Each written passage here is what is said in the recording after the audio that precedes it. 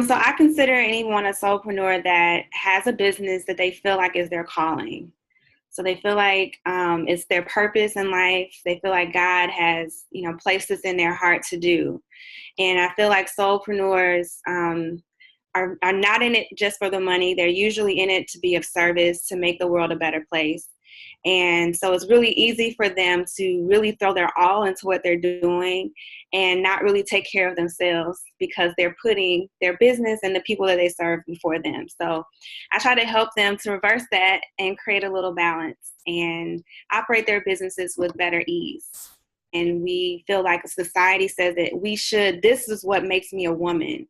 But you can give yourself permission to create your own definition. You can recreate it.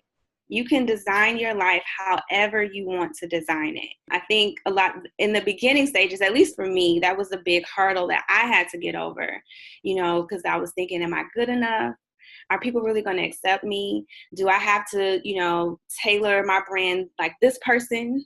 Do I have to talk this way? Do I have to dress this way? And it's like, no, be yourself. What makes you unique is what is going to bring people to you. That's what separates you from everyone else. That's why there's room for all of us, because we all have something unique that we bring. So don't be afraid to let that uniqueness shine.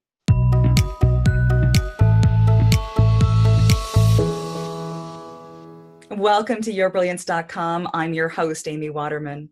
And today we're talking about what it takes to be an entrepreneur with soul. Whether you're just dreaming of starting your own business or whether you're already holding the reins of the wild and unruly beast your business has become, you're probably wondering how you can possibly do it all. How can you survive and build your brand and love your people and still have time to take a break every once in a while? Even more, how can you contribute your own unique gifts without compromising your vision or your values?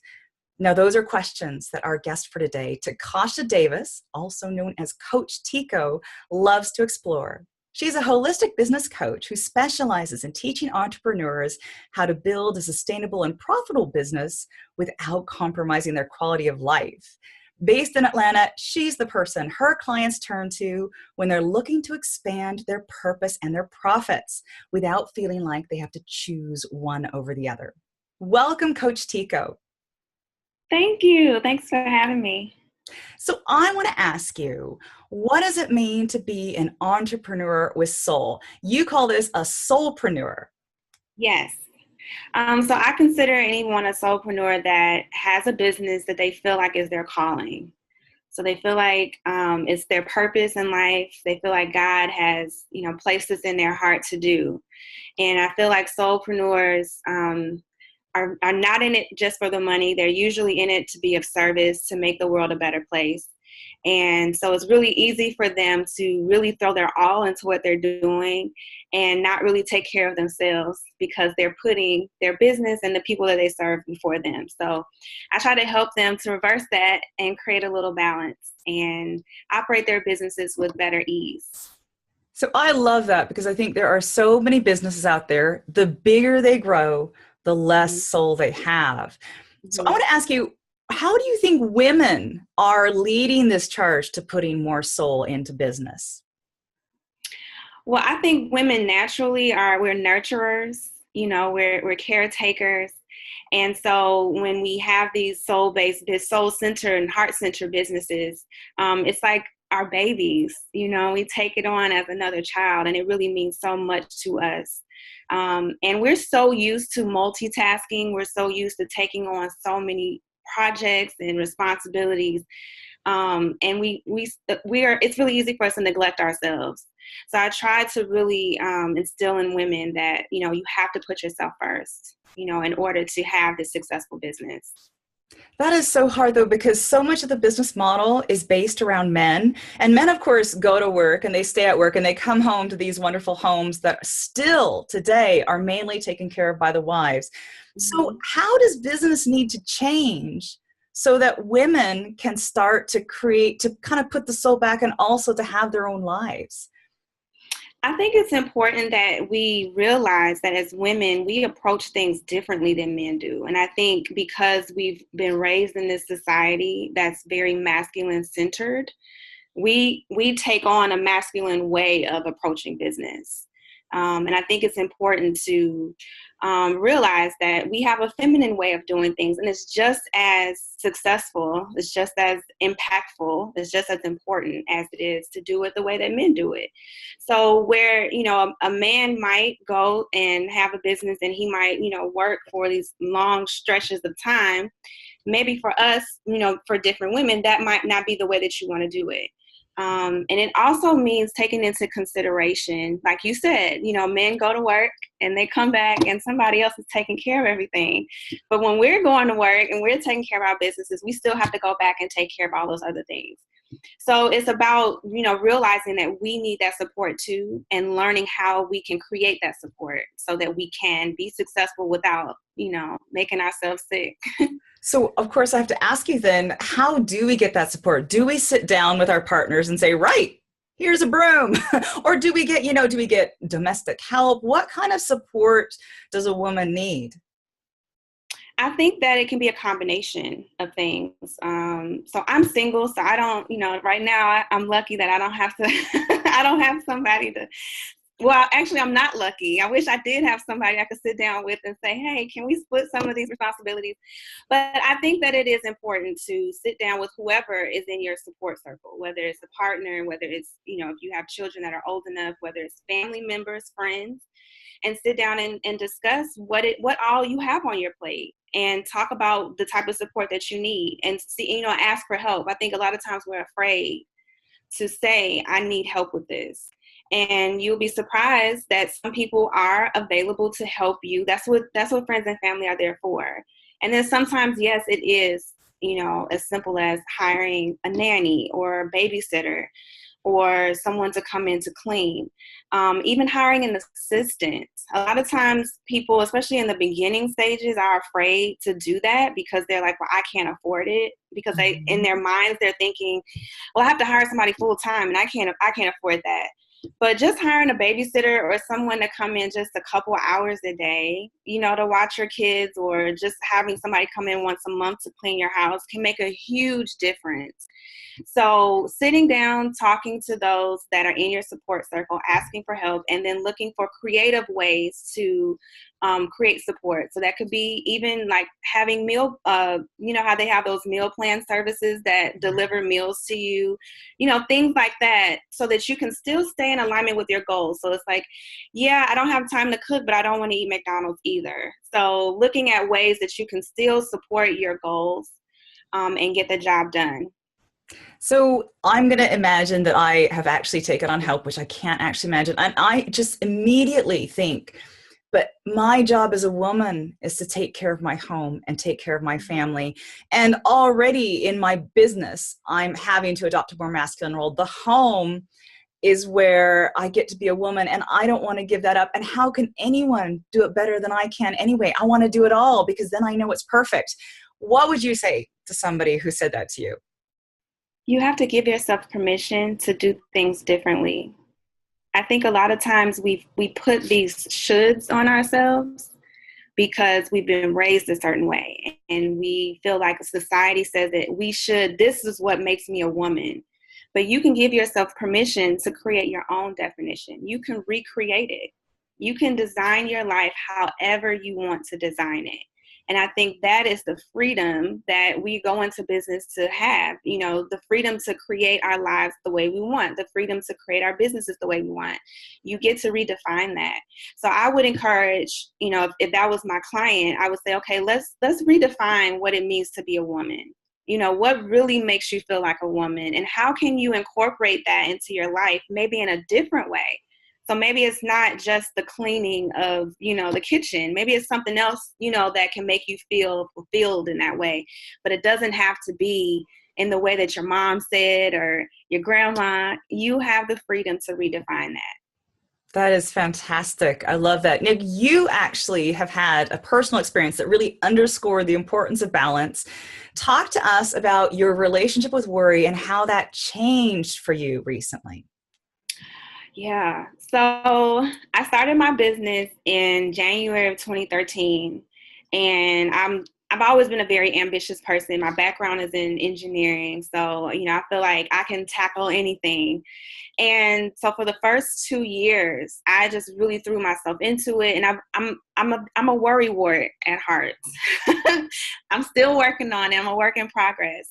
And I was doing my business full time, and I was leaning on my savings to, make it month to month. And I wasn't turning a profit as quickly as I wanted to. So I'm working hard and I'm worrying. And that was my everyday existence. I was working from the moment I woke up to the time I went to bed. I was neglecting myself. I wasn't eating well, wasn't getting rest. And I was constantly worrying. And so after doing that for almost 2 years, I ended up being diagnosed with breast cancer. And so at that point, it was a huge wake up call for me because I realized that this is not sustainable. At that point, I was starting to see success in my business, but I was like, but at what cost? And so I had to learn how to create that success while also having balance, because I didn't have a choice. It was like, either you're going to create balance or you're not going to be here. And that was when I learned that we are our business's greatest asset. And so if that's the case, then we have to take care of ourselves. So that was a huge wake up call for me and a great learning experience, because I got a chance to learn firsthand how to create balance and create success at the same time. That's fantastic. And I love what you said. Your business couldn't exist without you. So you actually have to make sure you're doing okay, because yeah. So that brings up another question, which is, what is the definition of success for a soulpreneur? Because in regular business, success really is the bottom line. It's how the numbers play out. As a soulpreneur, how would a woman say, right, my business is successful now, I've made it? It depends. That's another thing that I say you get to define. In the beginning stages, I did define success as the numbers. It was just, if I make this number, then I have been successful. Mm-hmm. And I realized that meant, so if this business is my calling, and I feel like God has placed this in my heart and this is my purpose. And then I say, but to be successful, I have to have this much of a profit. Well, what if I don't turn that profit for a year or 2 years? Am I going to spend that whole time feeling like I'm not a success? Am I really a failure? And I thought about that, and I was like, that's crazy. Look at all the lives that I'm impacting. Look at all the differences that I've made. Look at all the things that I've created. And it was at that point that I said, okay, I'm going to redefine success for myself. And so success varies, from month to month, year to year. But some months previously, prior to now, success was simply showing up. If I showed up every day and I gave it my all, then I was a success that day. So I encourage my clients, I encourage all women, whether you have a business or not, redefine success for yourself. What, at the end of the day, when you lay your head on the pillow, what will make you feel good? That is success. I love that. I really like that. So I want to ask you another question. You write a lot about the idea of energy scarcity. So when we're full of energy, we plan all sorts of things. We have all these great ideas. Everything's going to happen. And then we end up overscheduled and exhausted. So how can we manage our energy better? That's a big one. So I'm always saying we have a limited amount of energy every day. And so you get to decide how you spend it. It's just like having money. You have a limited amount of money, per day. And, how are you going to spend that money? So it's really important to get clear on your priorities. What is the most important thing? What are the most important things to you?